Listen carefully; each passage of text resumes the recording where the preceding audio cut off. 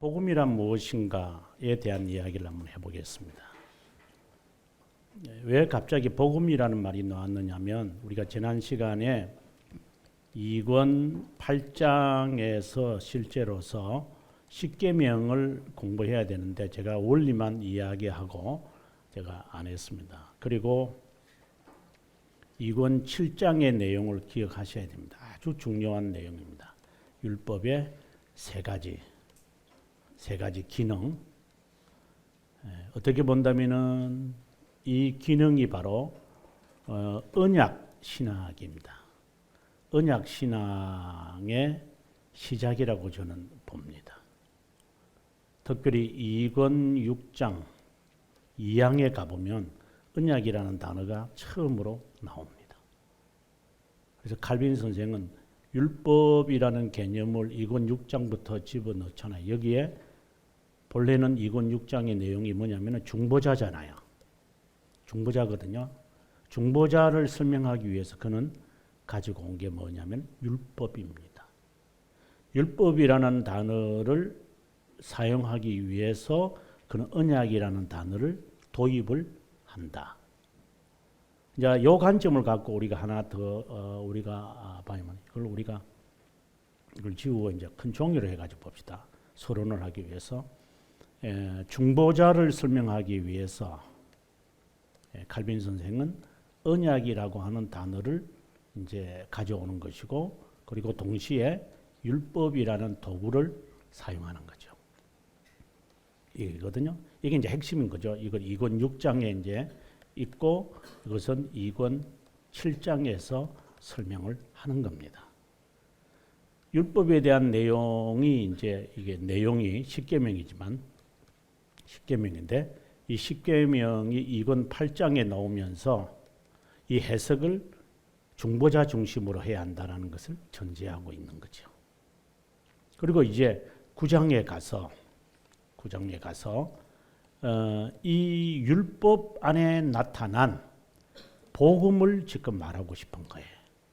이 말은 중보자를 지금 염두에 두고 이 말을 지금 하려고 하는 거예요.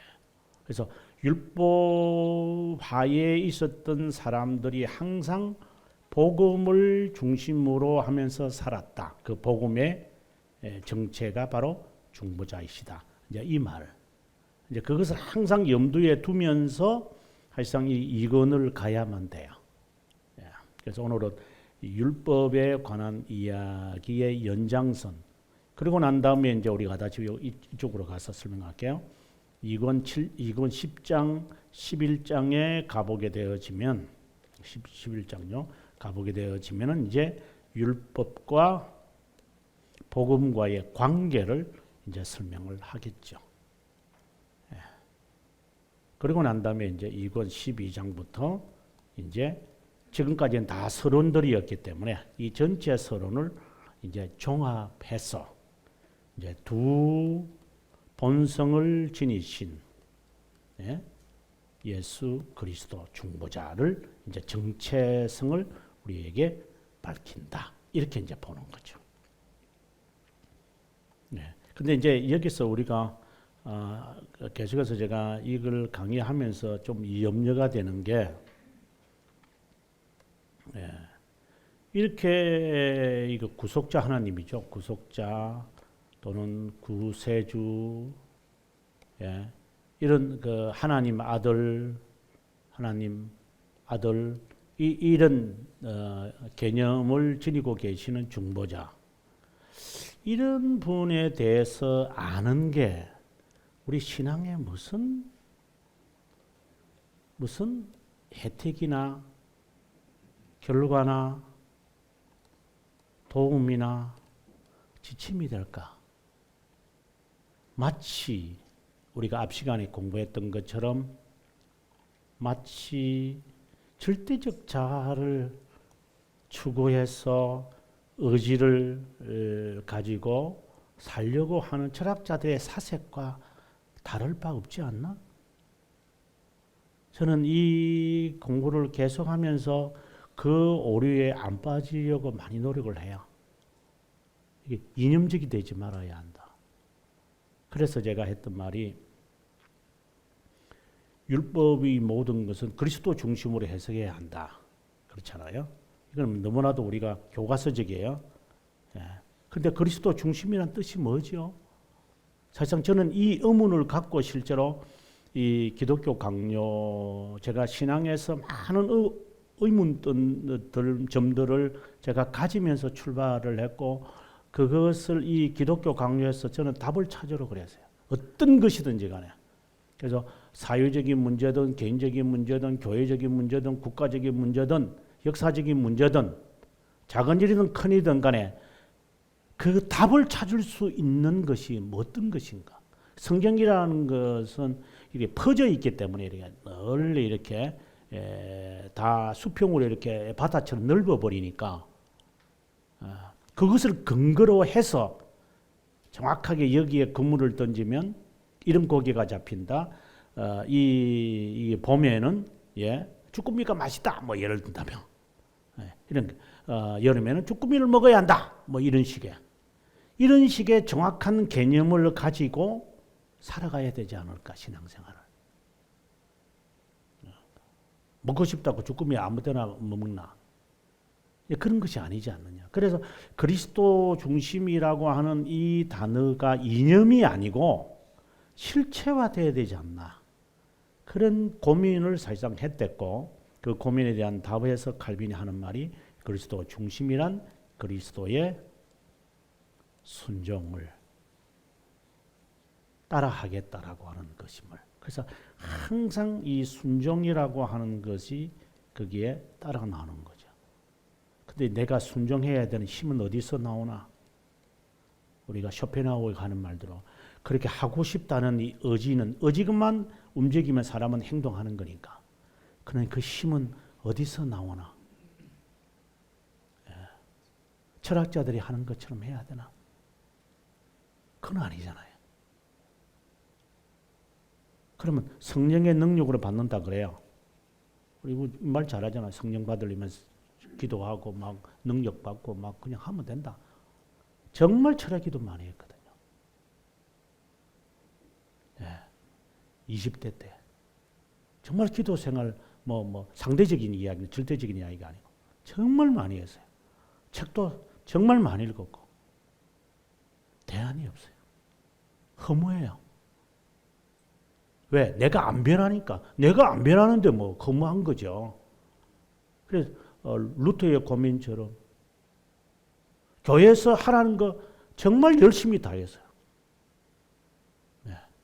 열심히 더 이상을 했어요. 그러나 나는 이 안에서의 허전함이 그대로 있는 것을 제 스스로가 많이 발견했죠. 그걸 어디서 답 찾아야 돼요? 그래서 닥치는 대로 책을 읽었던 거죠. 좋은 책이라면, 신앙에 도움이 되는 책이라면 다 읽어봐야 되니까. 그때 당시로서는 이제 번역된 것만이겠죠. 제가 뭐 영어를 잘하는 것도 아니었어요. 답이 없어요. 그때 이제 비로소 이제 대학교 3학년 때부터 이제 기독교 강요를 읽으면서 아주 희미하게 저를 이렇게 섬광처럼 하나에 탁탁 이렇게 와닿아지는, 이 책을 내가 한번 탐구해야 되겠다. 이렇게 해서 이제 실제로 대학 3학년 때부터 희미하게나마 한 번 읽고 두 번 읽고 이래 된 게 지금까지 이제 오게 되어지는데, 저는 이 안에 성경적이기 때문에, 역사적이기 때문에, 신학적이기 때문에 이 안에 답이 있다고 저는 확신하는 거죠. 그래서 지금 방금 다 숙지를 한 것처럼 성령이 그러면 역사하면 다 된다. 맞아요. 이거 틀린 말 아니에요. 그럼 성령은 어떻게 역사하시는데? 성령은 하나님으로 보나? 아니면 그냥 판탐으로 보나? 이게 펜터니가. 그냥 잡신이가. 내가 부르면 오나? 성령은. 주여 하면 성령이 그냥 막 로켓 타고 샥 와가지고 나를 도와주나? 아니잖아요.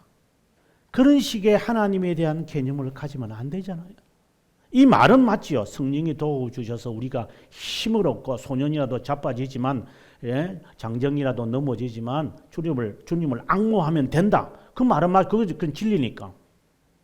근데 그 성령의 역사에 그분이 어떤 분인지도 모르면서 세상 머리에는 잡심처럼 생각하고 있으면서 그걸 성령이라고 말하면서 마치 성령이 나에게 준 힘인 줄 착각 속에 막 지내면서 좌충우돌하고. 너무 안타깝죠. 그래서 성령은 하나님이시구나. 하나님에 대한 내 자세가 분명해야 되겠구나. 하나님이기 때문에 내가 부른다고 오시는 분은 아니구나. 내가 열심히 한다고 해서 그분이 감동받는 것도 아니구나. 그는 완전하신 분이니까. 그러면 그분의 말씀에 하나의 말씀이라도 그 권위를 인정하고 따르는 것이구나. 그 모본을 그리스도에게서 찾아야 되겠구나. 흉내내지 말고 그분에 대한 이야기를 이렇게 하나하나 언급을 하면서 배우면서 나에게 덮여져 있는 이 거짓된 겁질들을 벗겨내면서 내 본연을 알게 되어지고 그 본연 속에서 정난하게 내 자신을 보니까 그분의 모습을 따르기 위하여 그냥 포기하자. 그냥 포기해라. 그냥 자기 긍정이 아니라 그냥 아무 의미 없이 그냥 다 내려놓고 그분의 말씀에 순종하는 그 일에, 그 순종하는 것도 맹종이 될 수 있으니까 맹종 안 되려고 이 진리를 분명하게 확실하게 구체적으로 실제로 명확하게 파괴해야 되겠다. 하도 이용하는 자들이 너무나 많아서 안 속고 싶어요. 그래서 공부하게 되어졌고 여러분에게 가르쳐야 되겠다고 생각이 드는 거죠. 아무튼 그런 것이 저에게 지금도 있고 앞으로도 있을 거예요. 어쨌든 세속적이지 않을 수 없죠. 저 자신도 뭐 타락한 인간이니까. 하지만 그걸 파악하려고 노력을 하는 사람들 가운데 한 사람이다. 이런. 자, 아무튼 지금 우리가 복음에 이제 들어갈 때 한 핵심인 중보자 이 개념을 항상 기억하면서 이렇게 전개하고 있다는 것을 알면서 단순히 이념적으로만 갖고 있지 마라. 이런 이제 생각을 하면서 이제 오늘 본문으로 하나하나 들어가도록 하겠습니다. 이렇게 읽어가는 이 자체가 그리스도를 알아가는 하나의 저는 스텝 바이 스텝이라고 저는 봐요. 이 자체를 무시하면 안 돼요. 건너뛰면 안 되고 하나하나 돌다리 두들겨 가면서 딱딱딱딱 하면서 접어가야지. 설 읽은 것처럼 안다 하고 넘어가면 그 사람 실수하는 거예요. 먼저 이 내용은 59년의 사판이죠. 첨가된 내용이다. 신구약 성경의 관계를 말하고자 했던 것이다. 언약 용어, 언약 내에 언약이라는 단어가 딱 떠오르면 항상 여러분 떠올려야 되는 게 있어요. 언약한 단어가 나오면은 선택자와 관련돼 있는 것. 그래서 제가 지금 하나 보여드리고 싶은데 그 소교리 문답 20문과 소교리 문답, 대교리 문답 32문 같은데 한번 비춰주실래요? 소교리 문답. 자, 이걸 보시면 소교리 문답 은혜 언약에 대한 이야기를 지금 하는데 이거 한번 볼까요? 하나님은 영원해서 정말 중요한 말이는 순전하고 선한 기쁨으로부터 이게 이제 예정을 말하는 거잖아요. 예정의 원인이 뭐예요? 하나님의 good will이다. 제가 늘 강조하는 good will, good pleasure. 그거에서부터 일부를 영원에서 이루어진 거예요. 선택하신 후에 죄와 비참에 빠져 있는 그들을 위해 구속자, 언약을 맺었다. 그래 항상 선택과 관련이 있어요. 그 다음에 대교리 문답을 한번 볼까요?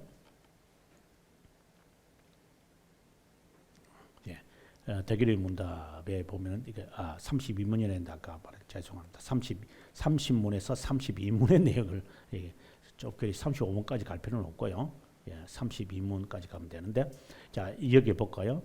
하나님은 흔히 행위 언약이라고 불리는 첫째 언약을 위반하여 처한 죄와 비참한 가운데 있는 모든 자를 내버려 두시지 않는다. 하지만 순전한 사랑과 자비는 그 상태에서 그분이 선택된 자를 위하여 언약을 둘째 언약인 언약을 맺었다. 그래서 언약이라면 딱 반드시 떠올려야 할 것이 뭐냐면 바로 선택이에요. 그러니까 하나님은 많은 인류 가운데서 영원에서 선택자를 구원하기로 이미 하나님은 계획에 넣으셨다. 그 언약이 이제 중보자로 통하여 은혜 언약이죠. 확연히 드러나는 것이다. 그럼 행위 언약에서는 안 드러납니까? 행위 언약에서 드러나지요. 그럼 행위 언약에서는 은혜 언약은 죄 용서하고 회개하고 하나님의 말씀을 따라 순종하는 것으로 드러난다면 그럼 행위 언약에서는 뭐예요? 순종 아니면 불순종이고 죽음 아니면은 삶인데요. 네, 그렇게 생각하면 안 되죠. 행위 언약에서는 순종을 우리에게 말하는. 그래서 행위 언약은 폐기된 것이 아닌 것이죠. 마치 율법이 폐기되지 않은 것처럼 우리는 순종이라는 그 측면에 대해서 우리가 항상 행위 언약의 관점을 우리는 갖고 있어야 돼요. 그것을 그분이 대신하셨다. 은혜 언약이고 그 은혜 언약을 하셨기 때문에 이제 그분을 신뢰하고 안다면 나도 행한다. 행위 언약 이렇게 되는 거예요. 행위 언약은 사라지지 않아요. 그대로 가는 거예요. 그 다음에 2항에 가서 복음을 정의 내린다. 당연히 복음의 시작은 예수 그리스도니까 그 이야기를 하려고 하는 거죠. 구약의 시대의 신자들도 동일하게 이 사실을 알고 있었다. 어느 정도 율법에 나타난 그리스도에 대하여 약하게 알고 있었다 하더라도 약하게 알아도 이거는 이제 제가 쓴 내용입니다. 이거는 칼빈이 쓴 내용이 아니라 약하게 알고 있어도 정확하게 알고 있었던 거죠. 코어예요, 코어. 많이 알아도 나무의 다리 긁는 게 아니라 정확한 개념으로 희미하게 알고 있었던 것이었다. 그들은 그리스도의 재림을 바라보고 믿으며 살아갔다. 그 다음에 복음을 요약하면 죄들의 용서와 칭의라고 했는데 다른 말로 한다면 이게 아시죠? 회개죠. 그죠? 자, 그러면 다시 한번 정리해 볼게요. 죄들의 용서와 칭의라고 제가 하는 이유는 뭐냐면 복음을 요약하면 본래는 복음을 요약하려면 죄들의 용서와 회개죠.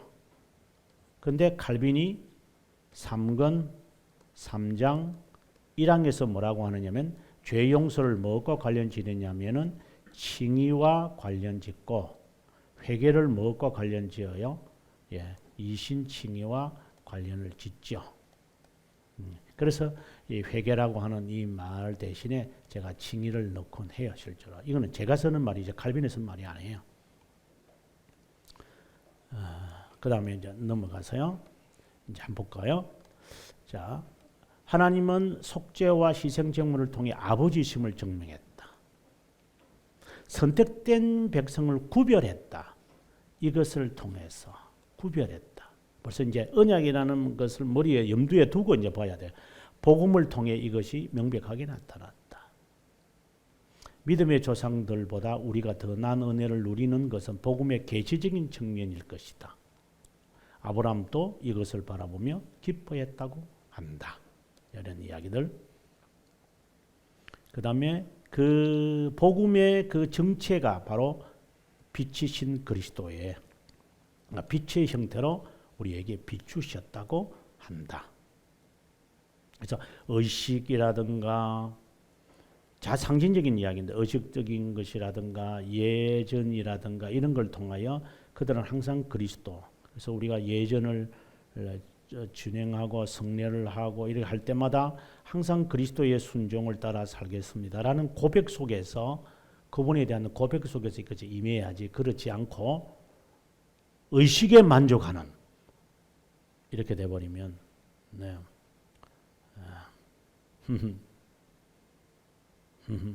제가 웃는 이유가 뭐 다른 데서 웃는 게 아니라 제가 어느 교회 집회를 뭐 조금에도 제가 집회 조금 무관이고 다음 달에 제가 집회를 가겠지만 어느 교회에 집회들을 가보면요 공통성이 있어요. 교수님 몇 시부터 몇 시까지 설교입니다. 요 안에 맞춰주세요. 저보고 시간 정해줘요. 겨우 1시간 주면서 1시간 동안 저보고 설교하라고. 어떤 때는 그 너무 고마움죠. 어떤 분들은 25분입니다. 딱 정해줘요. 몇 시부터? 7시부터 시작하면 7시 25분에서 25분 50분에 다 맞춰주셔야 돼요. 정확하게 시간 맞춰야 됩니다.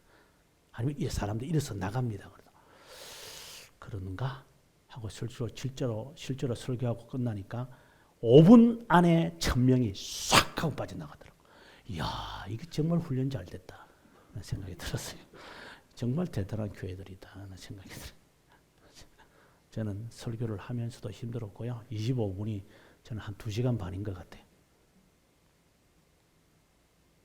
제가 뭐 싫어하는 게 아니라 그리스도 앞에 말씀을 사모하려고 하는 그런 자세가 아니라 이게 하나의 의식으로 그냥 빨리 맞춰라 그냥 지금 바쁜데 지금 앉아가지고 뭐 이런 의 자세가 앉아 있는 것이 다른 아무 의미가 없는 것을 많이 보죠. 그 다음에 복음에 대한 정의를 내립니다. 복음은 무엇인가? 믿음의 말씀, 아주 중요한, 다른 말로 말하면 믿음에 대한 교리죠. 이게 그죠? Doctrine of Faith라고 하는데 믿음의 말씀, 믿음에 대한 교리입니다. 믿음에 대한 교훈, 믿음에 대한 가르침. 그래서 하나님의 말씀을 요약을 하면은 믿음과 잘 아시죠? 믿음과 순종입니다. 이렇게 나오는 거죠. 하나님에 대한 믿음. 자, 하나님께서 자신을 인간과 화해하도록 하는 모든 약속과 율법에 나타나는 그 다음 문장으로 가겠습니다. 죄들의 용서에 대한 모든 이거죠. 복음은 죄들에 대한 모든 약속이 포함되어 있는 것이 믿음의 말씀으로 그래서 믿음과 죄들의 용서를 관련을 지어요. 이제 이것이 여러분 제가 지금 설명을 안 하고 싶은데 복음과 용서는 이해하시겠죠? 이것과 믿음과 무슨 관계가 있는 걸까요? 지금 복음에 대한 정의를 내리면서 이렇게 말하잖아요. 복음이 죄 용서다. 이거는 우리가 이해해요. 그런데 왜 갑작스럽게 앞에서 이 말씀이 쑥 나온가요? 믿음의 말씀으로서 죄들의 용서, 화해, 이거하고 믿음의 말씀이라는 개념하고 무슨 관계가 있는 걸까요? 여기에 아시면 상당한 분이다. 지식을 말하는 게 아니라 진리에 대해서 많이 아시는 분이구나 하는 생각을 해봅니다. 계속해서 가겠습니다. 넓은 의미로 말합시다. 자비함과 부성애. 그래서 앞에서 뭐라고 했냐면 아버지 하나님 이런 말이 자연스럽게 나온 거예요. 더 높은 의미로 말합시다. 그리스도 안에 명시된 은혜의 선포입니다. 다른 말로 말하면 이것을 다른 말로 한다면 언약이 되죠. 언약을 체결하는 겁니다. 이렇게 말할 수도 있고 그 다음에 죄들의 용서에 대한 메시지입니다. 이렇게 말할 수 있겠죠. 이것이 이 내용을 지금 말하고자 하는 게 아니라 이 내용을 말하는 게 아닙니다. 복음은. 이것을 나타내시는 예수 그리스도가 복음인 거죠. 이것이 복음이라고 말하면 그거는 정말 주객이 전도되는 겁니다. 그건 잘못하는 겁니다. 아르미니주의자들은 이것에 관심이 있겠죠. 그러나 지금은 이것을 나타내시는 예수 그리스도 이 자체가 바로 여기에 여기 있네요. 그리스도 안에 명시된 선포입니다. 선포, 말씀, 그리스도입니다. 그리스도를 알아가는 것이 이게 복음입니다. 복음, 진리고. 그래서 복음의 시작을 예수 그리스도라고 한다. 그러니까 하나님이 자신의 명시가 완전히 나타나는 순간, 그것을 이제 우리에게 말하는 거죠. 이 약속은 성도의 심정 속에 인각되어 있었다. 그리스도 안에 하나님의 약속은 이해가 된다. 항상 이 말이 뭐냐면 우리가 이 말 정말 많이 쓰는 거죠. 이게 순종이죠.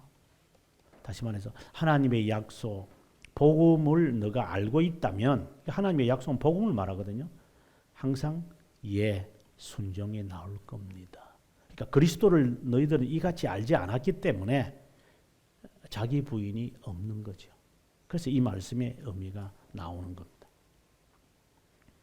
그 다음에 계속해서 가도록 하겠습니다. 약속이 율법처럼 취소되었고 복음을 믿음으로 모든 약속이 성취되었다고 억지 주장하는 자들이 있습니다. 율법 폐기론자죠. 그리스도를 믿음으로 적극적으로 죽음에서 생명으로 옮겨진 사실, 우리가 요한복음 5장 23절인가요? 그 말씀에 보게 되어지면 우리가 그리스도를 믿음으로 사망에서 생명으로 옮겨졌느니라. 는 사실이지만 동시에 어떻게 될 것을 아직 나타나지 않았다는 것을 잊지 마십시오. 옮겨졌지만 우리가 어거스틴의 말처럼 not yet, 아직 이루어지지 않았습니다. 이 말씀인 거죠. 그리스도께서 복음 안에서 충만한 영적 혜택을 제한하시지만 우리가 썩어질 육체를 버릴 때, 영광으로 변모될 때 즐길 수 있다. 뭔 말인가요? 이게요, 바로 우리가 이 지상에서는 회개를 통하여 그리고 부활을 통해 종목적으로는 그분의 은혜를, 영적 충만한 영적 은혜를 제한하지만 우리는 맛보지 못할 겁니다. 지금 구원을 이야기하는 것이 아니라 지금 영적 은혜의 기쁨, 위로, 힘, 보람, 이런 것들을 지금 말합니다. 그 다음에 인용된 말씀을 보시면 경건은 범사에 유익하니, 우리 금생과 내생에 약속이 있다. 금생에서도 내생에서도 하나님의 위로와 기쁨 그리고 보장. 그 다음에 계속해서 더욱이 약속에 성령이 인칠 때 우리는 더 없는 행복의 극치에 이를 수 있다. 그리스도를 즐길 수 있는 유일한 길은 약속들로 입혀진 그분을 수용할 때. 여기서 이 말은 이제 율법에서 율법을 이야기하는 거니까 율법에 있는 그분을 선명할 때이다. 물론 여기에 뭐 복음도 당연히 들어가겠지만 그러나 1차적으로는 율법이죠. 그래서 율법에 다 그리스도를 향하여 의식이나 도덕법이나 그리고 사회법이 형성되어 있는데 그것에서 그분에게 들어갈 수 있는지. 우리 심정이 이미 거하고 계시지만 그분으로부터 멀리 떨어져 있기에 볼 수 없고 믿음으로만 행할 수 있는 것이다. 믿음으로만 행할 수 있는 것이다. 요약을 해보면 하늘에 완전히 포함된 모든 것을 그리스도 안에서 가지고 있지만, 참 이게 좀 설명을 안 하려고 했는데 자꾸 나오네요. 그리스도 안에서 믿음, 이 말을 계속해서 나오네. 좀 피하려고 설명 안 하려고 막 했는데 계속 나오니까 이가 설명 안 하고 백이나 이런 식의 말하는 것 같아요. 자, 아무튼 요약을 하면은 그리스도 안에서 가지고 있지만 믿음으로만 보이지 않는 선한 것들을 볼 수 있습니다. 그러니까 믿음으로만 볼 수 없는, 그러니까 불가지적인 것을 우리가 볼 수 있습니다. 그래서 지금 제가 이제 믿음, 앞서 제가 복음은 앞서 제가 숙제 냈던 게 있었죠. 예? 복음은 죄 용서입니다. 이거는 이제 이해가 돼요. 이게 믿음과 이게 우리가 복음에 대한 설명에서는 믿음으로서라고 시작을 하는 거거든요.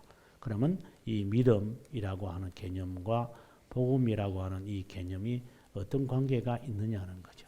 그래서 복음은 믿음이라고 이야기하거든요. 지금 앞에서 우리가 2항에서 그렇게 정의를 했잖아요. 여기서도 보면 믿음으로만 보고 그리스도 안에서 또 믿음으로만 행할 수 있고 막 이래 자꾸 나오니까 이 믿음이라는 개념이 이제 좀 정립이 돼야 되겠다는 생각입니다. 우리가 믿음이라고 이야기하게 될 때 믿음 그냥 아주 단순하게 생각하면 지식입니다. 그렇잖아요. 누구에 대한 지식입니까? 예수 그리스도 안에 나타난 하나님의 호의에 대한 확고하고 분명한 지식을 우리는 믿음이라고 합니다. 그러니까 그리스도에 관한 그리스도로 말미암아 나타난 하나님의 사랑이죠. 그것에 대한 분명해야 된다. 확실해야 된다. 그것에 대한 지식, 그것을 아는 것이 곧 믿음입니다. 이렇게 되어 있거든요. 이제 여기서 단순한 지식이 아니죠. 그분에 대한 것이니까. 그래서 우리가 오늘의 이 말씀과 연관을 지을 수 있는 거죠. 그분의 확고하고 확실한 지식을 알게 되어질 때 보이지 않는 선한 것을 볼 수 있습니다. 그리고 그 믿음으로만 여기에 있는 말 들어보면 그 믿음으로만 행할 수 있을 뿐입니다. 이런 이제 이야기가 나오죠. 그래서 앞서의 그 복음이라는 이야기를 우리가 본다면 이게 보시면 복음을 정리를 우리가 내린 것을 다시 보면 이제 아마 간단하게 이해할 수 있을 것 같은데요. 보겠습니다. 보면 복음은 믿음으로서 이렇게 믿음에 대한 말씀으로서 믿음에 대한 말씀이라고 지금 우리에게 말하고 있어요. 그죠? 믿음의 말씀. 요 믿음 누굴까요? 바로 예수 그리스도의 아까 말씀 이게 지식적인 측면이죠. 그것에 대한 그죠? 말씀. 이 바로 복음입니다. 그 믿음의 대상이 바로 예수 그리스도라고 하는 것. 그 예수 그리스도를 알게 하기 위한 우리의 과정이 바로 죄 용서라는 거죠. 이 죄 용서라는 거예요. 그래서 연관되는 거예요. 죄들의 용서. 그래서 죄에 대한 인식과 죄가 어떻게 들어왔는지 이런 거 다 포함되는 거죠. 단순한 나는 이거 잘못했으니 용서해 주세요라고 하는 그런 죄 용서를 물론 그것도 포함하지만 그 죄 용서를 통하여 죄 용서를 하시는 하나님의 은혜, 사역, 그리고 언약, 하나님의 예정 이런 모든 것이 그런 것들을 깨달아지면서 그 일을 수행하신 예수 그리스도가 하나님이셨구나라고 하는 그 지식에 대한 말씀이 바로 복음입니다. 그분을 우리가 믿는 겁니다. 그래서 믿음이라고 하는 이 말이 상당히 흥미있는 이야기인데요. 나중에 이제 벨지카 22항을 꼭 참고하라는 말을 제가 하고 싶은데 믿음이라고 하는 이 말에서 흥미있는 게 최근에 이제 공부하면서 느꼈던 게 뭐냐면 29항에 가보면 이 교회에 관한 이야기예요. 참된 교회와 거짓된 교회 벨지카가. 그런데 제가 분리했던 3번, 2번에 보면 29항 3, 2 이렇게 보면 아니 세상에 교회 설명하면 우리 세 가지로 이렇게 되는데 여기에 딱 가서 뭐라고 적냐면 참된 신자는 누굴게요? 이 질문이 나와요. 그러니까 교회 안에 들어있는 참된 신자는 누굴까요? 이렇게 말을 해요. 그러니까 이게 믿는 자를 말하는 거예요. 참되게 믿는 자. 그래서 제가 믿음 이야기하려고 끄집어낸 건 참는 신자는 누굴까요? 그리스도를 영접하는 자예요. 이렇게 말해요. 1장 12절의 말씀을 가지고. 그럼 영접한다는 의미는 뭘까요? 그리스도를 하고 네 가지로 설명을 해요. 이 안에서. 그래서 저는 믿음이라고 하는 것을 22항에서 우리가 정의를 내리겠지만 믿음에 대한 또 부가적인 것을 29항 3, 2에서 칼빈 선생이 또 설명하고, 칼빈이 아니라 벨지카 고백서에서 설명하고 있다는 거예요. 자, 그거는 이제 믿음이란 단어가 나와서 제가 여러분에게 한 번에 도놨는데 나중에 꼭 한번 참고하시기를 바랍니다. 자, 그 다음에 루터파는 율법과 복음 서로 대조가 시키는데 실제는 상반된 것이 아니다. 이 말을 지금 하려고 하는 겁니다. 복음은 단순히 율법을 보조하는 이상이다. 율법 자체를 봐야 한다. 그림자의 실체를 보여합니다. 초보적 단계와 높이하에 있다는 개념이지 이제 너는 지나갔으니 새 것이다 이런 개념은 아닙니다. 그 말을 지금 복음과 율법과의 관계를 그렇게 말합니다. 그러면서 이제 누구를 인용하느냐면 세례 요한을 이야기하는 거예요. 복음과 율법 사이에 있었던 세례 요한을 바라봐라. 그 세례 요한에서 볼 수 있는 게 뭐예요? 순종 아니에요? 여러분, 나는 그의 신들매도 감당하지 못한다. 그는 흥하여야 하겠고 나는 쇠하여야. 저는 복음과 율법 사이에 있는 이 세례 요한의 모습이 정말 끝내는 자기가 그렇게 순교하는 가운데, 그러니까 그리스도를 실체인 그리스도를 그런 눈으로 보고, 그러면서 또 마음의 한 구석에서는 완전하게 확신 못해서 오실 거기가 당신이 맞습니까? 라고 말할 정도의 이게 율법의 한계겠구나. 그래서 천국에서는 가장 작은 자다라고 주님이 말씀하셨구나. 이런 이제 이야기예요. 그래서 세례 요한을 바라보면서 율법과 복음의 차이를 조금이나마 우리가 좀 이해할 수 있지 않을까 싶어서 이제 칼빈이 이것을 인용한 것 같아요. 자, 이제 다음 시간에는 이제 언약에 대한 본질적인 이야기를 이제 하게 되어집니다. 여기에서 우리는 개역 신학은 언약의 신학 또는 신앙이라는 것이 나옵니다. 이 언약이라는 단어가 나오면 반드시 앞서 말씀드렸습니다. 선택과 관련을 가져라. 이것은 바로 예정과 관련이 있습니다. 그래서 예정과 관련이 되지 않으면 언약 신학은 무너지고 맙니다. 어쨌든 그 관점을 가지고 이제 우리가 다음 시간에 아마 10장과 11장을 한꺼번에 우리가 할 것 같아요. 그러면서 신구약이 유사성이고 11장은 차이점이기 때문에 뭐 그렇게 어렵지 않으니까 뭐 제가 설명을 덜해도 원리를 설명하는 것이 아니라 지금 증거를 지금 테스티모니를 우리에게 말하는 것이기 때문에 뭐 그렇게 어렵진 않아요. 실제 증거니까. 그래서 그렇게 다음 시간에 정리하도록 하겠습니다. 그럼 기도하겠습니다.